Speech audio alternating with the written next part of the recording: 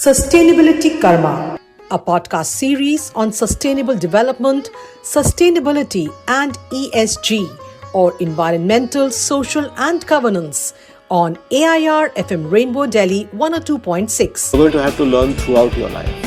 The big mantra these days is lifelong learning. Welcome to this episode of Sustainability Karma. I'm your host Naina Gautam, and today we have with us a very special guest, Pramath Raj Sinha.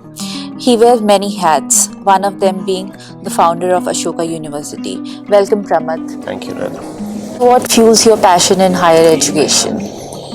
Just the difference that you can make to people's trajectories in life. Obviously, you are just an enabler, so I don't mean to make it sound like I'm the cause of it, but to be a part of just giving somebody a leg up by giving them an opportunity to get a good education. How important is development management in advancing the cause of higher education? Well, higher education institutions of high quality are generally non-profit. They are funded through philanthropic funds, scholarships, donations.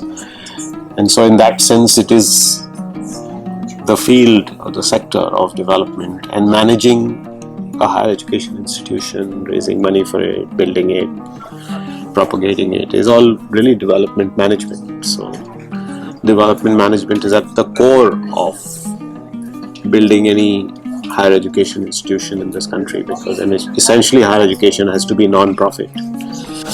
Today a lot of higher education is being driven by private philanthropy and private donations. So for that reason alone, development management becomes very important for driving higher education in the country. Can be the strategies to involve youth in development management initiatives?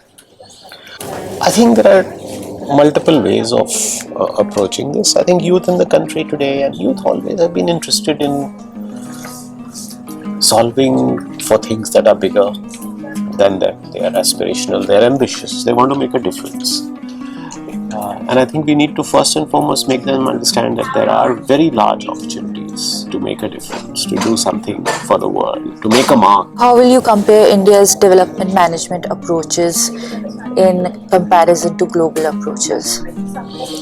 I think the aspirations of young people, the challenges of development management, the opportunities, the ways to deal with development management is roughly the same. I think the difference is that given where we are as a country, we have very unique challenges. Any problem that we have affects millions of people, not tens of thousands or lakhs, but millions of people. There is disconnect between our higher education and employability. What would be your prescription to deal with it? Higher education obviously needs to constantly evolve itself to meet the demands of the market. And I think one aspect is to solve for that, to bring in more experiential learning, practical learning, internships, partnerships with industry, bringing practitioners to teach. Obviously, higher education is to do much more to make the programs teach people certain skills that are valued by the market. But higher education cannot only be that.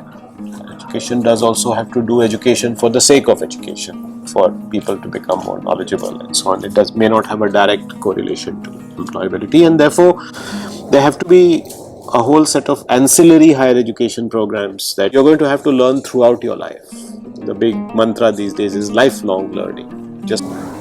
Thank you, Pramath, for such an insightful conversation. This is Naina Gautam signing off for Sustainability Karma. Thank you, Naina. Hope you like this program. This program is also live streamed on All India Radio. We look forward to your feedback on our WhatsApp number 9818120554. For participation in this program, write to us at sustainability.karma@gmail.com.